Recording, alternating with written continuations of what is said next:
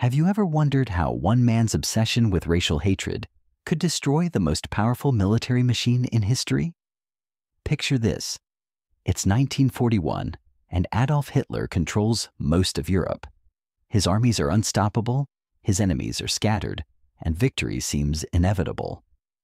Yet within just 4 years, this seemingly invincible empire would lie in ruins. What went wrong? The answer lies in a single catastrophic decision, driven not by military strategy, but by pure, blinding hatred. Today, we're diving deep into the most pivotal mistake of World War II, a blunder so monumental that it changed the course of human history forever. This isn't just another war story. This is the tale of how ideological fanaticism trumped rational thinking, leading to the downfall of Nazi Germany and the rise of a new world order. But here's what makes this story truly fascinating. Hitler's fatal error wasn't made on some distant battlefield or in the heat of combat. It was calculated, deliberate, and born from the very core of his twisted worldview. And the man who would ultimately benefit from this mistake? Joseph Stalin, the Soviet dictator who was initially Hitler's ally, then became his most dangerous enemy. What I'm about to reveal will challenge everything you thought you knew about World War II strategy. We'll explore the psychological warfare between two of history's most ruthless leaders, uncover the secret negotiations that nearly changed everything, and examine how personal vendettas shaped global conflict. By the end of this series, you'll understand exactly how Hitler's ideology became his greatest weakness and why Stalin emerged as the ultimate victor in their deadly game of chess. Let me take you back to the summer of 1939, when the world was holding its breath.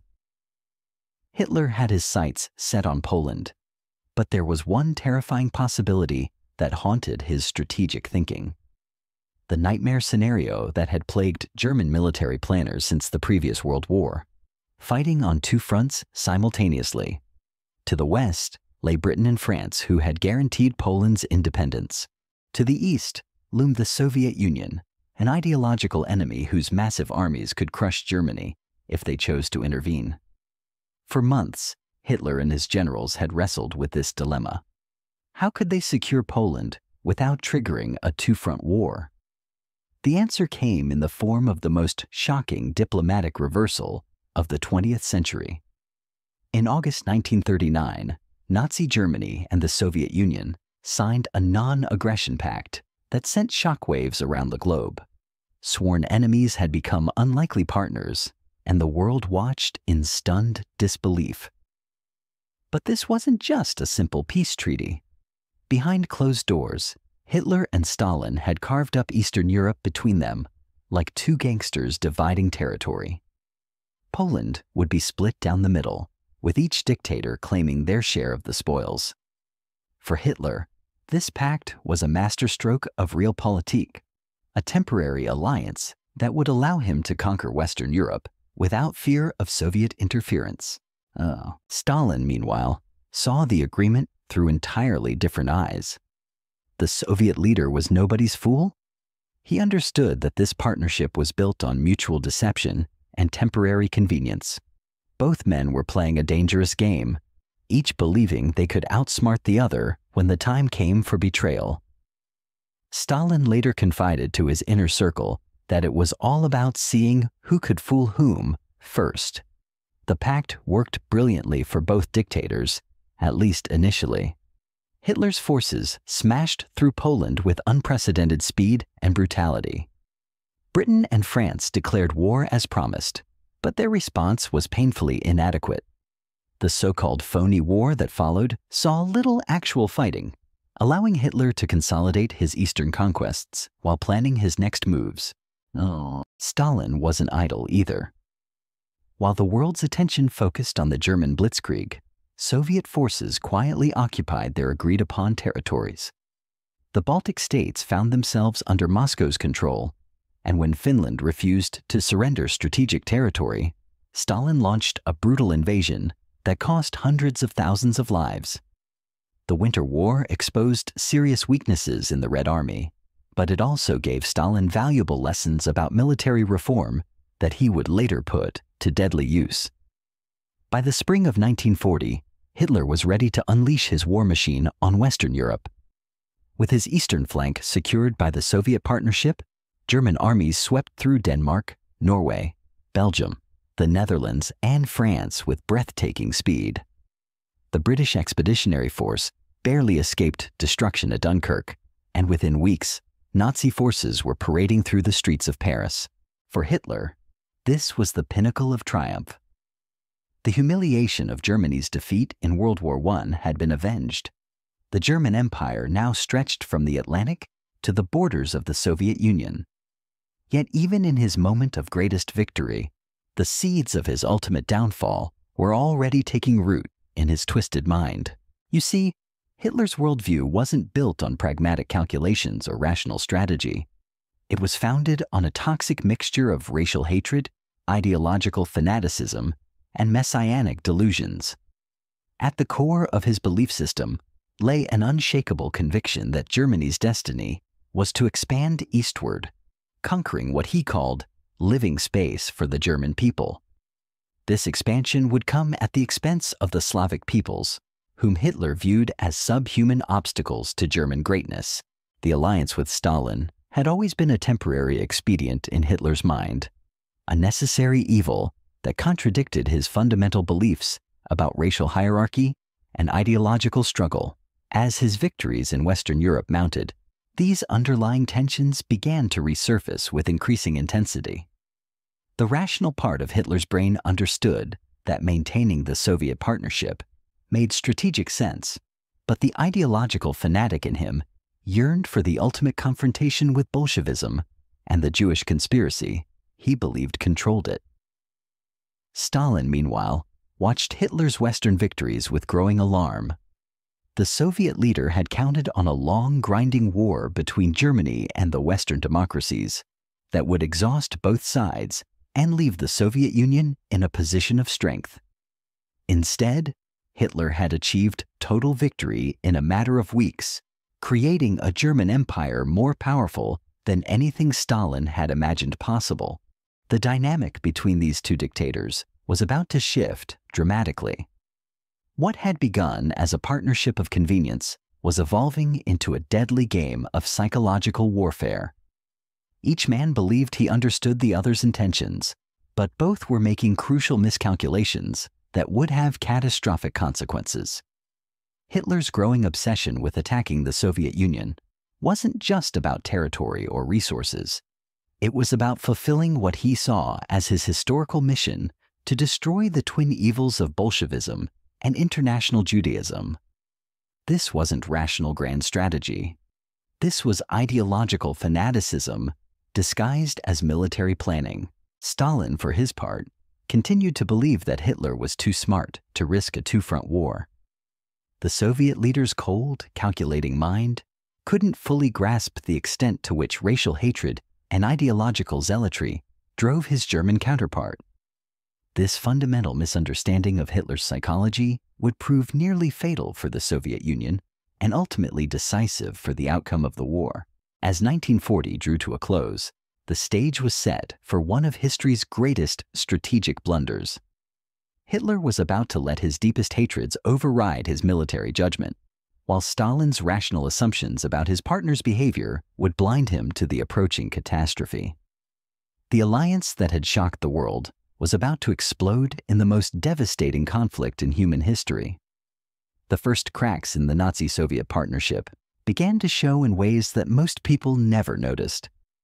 While diplomats exchanged pleasantries and trade agreements continued to flow between Berlin and Moscow, both dictators were secretly preparing for the inevitable betrayal they knew was coming.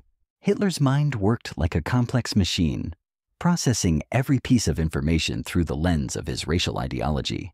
When British resistance proved stronger than expected, when Churchill refused to negotiate, when American support for Britain began to increase, Hitler's paranoid brain started connecting dots that weren't really there.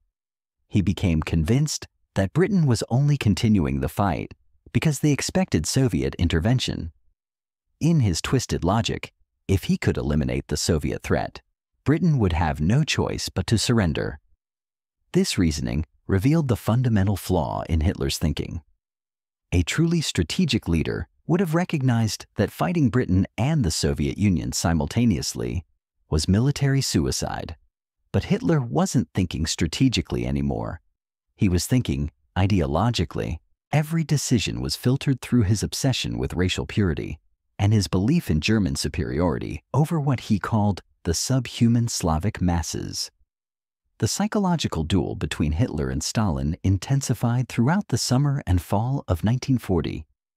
Neither man trusted the other, but both believed they could manipulate their opponent when the time came. Stalin continued to fulfill his treaty obligations, shipping vital raw materials to Germany, even as he quietly began preparing for war. Oil, grain, and strategic metals flowed westward, fueling the German war machine that would soon turn against their supplier. Hitler, meanwhile, was becoming increasingly agitated by Stalin's moves in the Balkans. When the Soviet Union occupied Romanian territory beyond what had been agreed upon in their secret protocols, Hitler saw it as a betrayal of their understanding. His generals noted his growing anxiety about Soviet intentions, but they failed to realize that their leader was already committed to a course of action that would prove catastrophic. The defining moment came in November 1940, when Soviet Foreign Minister Molotov visited Berlin for high-level negotiations. Hitler's plan was to offer Stalin a junior partnership in a German-dominated New World Order. The Soviet Union could have India and access to warm water ports if they helped Germany finish off the British Empire. It was a generous offer from a strategic standpoint, one that would have given both powers everything they claimed to want. But Stalin wasn't interested in playing second fiddle to anyone. Molotov's cold, methodical questioning about German troops in Finland and Romania infuriated Hitler.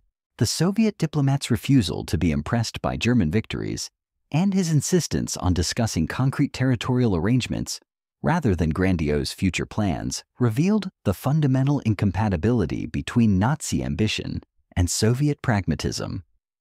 The negotiations collapsed in mutual recrimination and barely concealed hostility. Hitler left the meetings convinced that Stalin was planning to attack Germany at the first opportunity.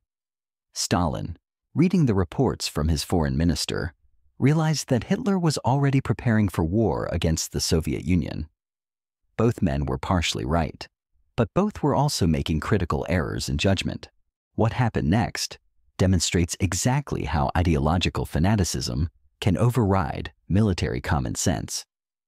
Any rational analysis of Germany's strategic situation in late 1940 would have concluded that attacking the Soviet Union was madness. German forces were already stretched thin, occupying most of Europe. The British Empire remained undefeated and was receiving increasing support from the United States.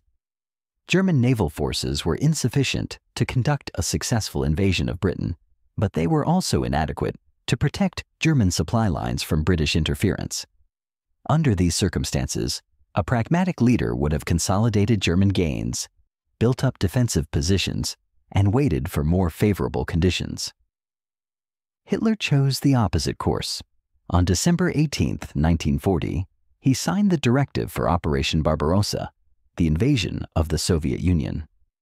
The attack would begin in May 1941, opening the very two-front war that German strategy had sought to avoid since 1914. But here's where the story becomes even more fascinating. Hitler's decision wasn't just strategically flawed. It was based on a series of racist assumptions that would prove spectacularly wrong. Nazi ideology taught that Slavic peoples were racially inferior and that the Soviet system was inherently weak because it was controlled by Jews. Hitler and his generals convinced themselves that the Red Army would collapse within weeks of a German assault. This wasn't just wishful thinking. It was ideological blindness on a massive scale. German intelligence systematically underestimated Soviet military capabilities because doing so confirmed their racial prejudices. They ignored evidence of Soviet industrial growth, dismissed reports of new weapons development, and assumed that Slavic soldiers would prove inferior to their Aryan opponents. Stalin, meanwhile, was making his own critical miscalculations. The Soviet leader couldn't believe that Hitler would be foolish enough to attack while still fighting Britain. Stalin's rational, calculating mind simply couldn't grasp the extent to which racial hatred was driving German decision-making. He continued to believe that Hitler would either defeat Britain first or negotiate a separate peace before turning east. This fundamental misunderstanding of Hitler's psychology led Stalin to dismiss increasingly urgent intelligence reports about German military preparations. Soviet agents across Europe were reporting massive troop movements, equipment stockpiling, and logistical preparations that could only mean one thing. Stalin ignored them all, convinced that the reports were either British disinformation designed to provoke a Soviet-German war or German attempts to extract more concessions from Moscow. The irony is staggering. Hitler was preparing to launch the largest military operation that had no in history, based on racial theory's connection to military reality.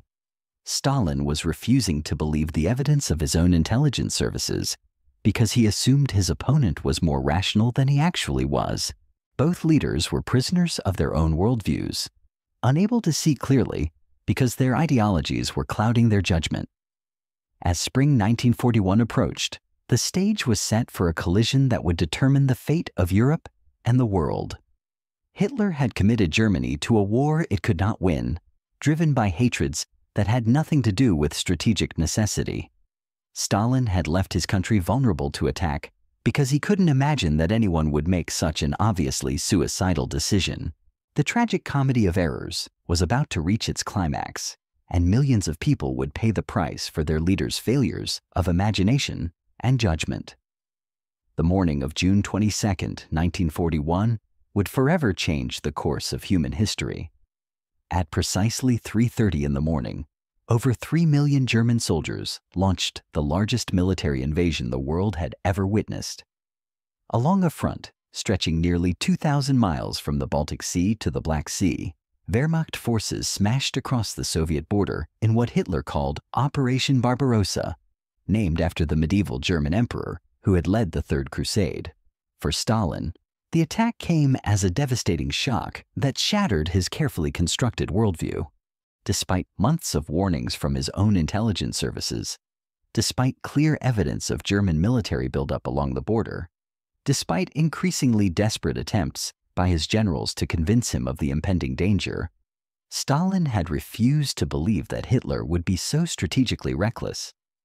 The Soviet leader's faith in rational calculation had blinded him to the reality of ideological fanaticism.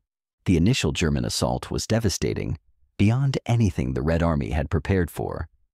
Entire Soviet air forces were destroyed on the ground within hours. Tank divisions that Stalin had spent years building were encircled and annihilated before they could mount effective resistance. Hundreds of thousands of Soviet soldiers surrendered or were captured in the opening weeks of the campaign. To outside observers, it appeared that Hitler's racial theories about Slavic military inferiority were being proven correct on can be deceiving, the battlefield, but appearances, and this was exactly where Hitler's ideological blindness would begin to work against him. The German leader had planned Barbarossa as a short, decisive campaign that would end before winter. His generals had calculated that the Soviet Union would collapse within 8 to 12 weeks, just as France had fallen the previous year. This timeline wasn't based on careful military analysis, but on racist assumptions about the fighting capacity of Slavic peoples and the supposed weakness of the communist system. Hitler's hatred had convinced him that Soviet resistance would crumble quickly once the initial shock wore off. He believed that the diverse ethnic groups within the Soviet Union would turn against their Russian overlords, that Ukrainian and Baltic populations would welcome German forces as liberators, and that the entire communist edifice would collapse under the weight of its own contradictions.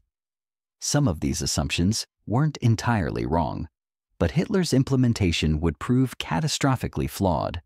The fundamental error in Nazi thinking became apparent within the first months of the invasion. Instead of treating conquered Soviet populations as potential allies against Stalin's regime, German forces implemented policies of deliberate brutality that were designed to establish permanent racial dominance. Villages were burned, civilians were murdered or enslaved, and prisoners of war were left to starve in open-air camps. The notorious Commissar Order instructed German soldiers to execute captured Soviet political officers on sight. Violating all accepted rules of warfare, these actions weren't military necessities or unfortunate byproducts of combat. They were the direct implementation of Hitler's racial ideology, the practical application of his belief that Slavic peoples were subhuman and deserved only slavery or death. What Hitler failed to understand was that such policies would transform what might have been a war of liberation into a war of extermination, guaranteeing that Soviet resistance would become more desperate and determined rather than weaker. Stalin, meanwhile, was learning harsh lessons about the price of his own miscalculations. The initial disasters had nearly broken his spirit. For several crucial days after the invasion began, the Soviet dictator seemed paralyzed by the magnitude of his error. He had so completely convinced himself that Hitler wouldn't attack that he struggled to process the reality of what was happening. Some historians suggest that Stalin suffered what amounted to a nervous breakdown in those first weeks, leaving the Soviet Union effectively leaderless at its moment of greatest peril. And there you have it, the fatal flaw that doomed Nazi Germany. Hitler's decision to invade the Soviet Union wasn't just a strategic blunder. It was the inevitable result of letting racial hatred override military logic. While Stalin eventually learned from his mistakes and adapted, Hitler remained trapped by his own ideology until the very end. When ideology trumps strategy, empires fall. What other historical disasters do you think were caused by leaders letting personal beliefs cloud their judgment? Let me know in the comments below.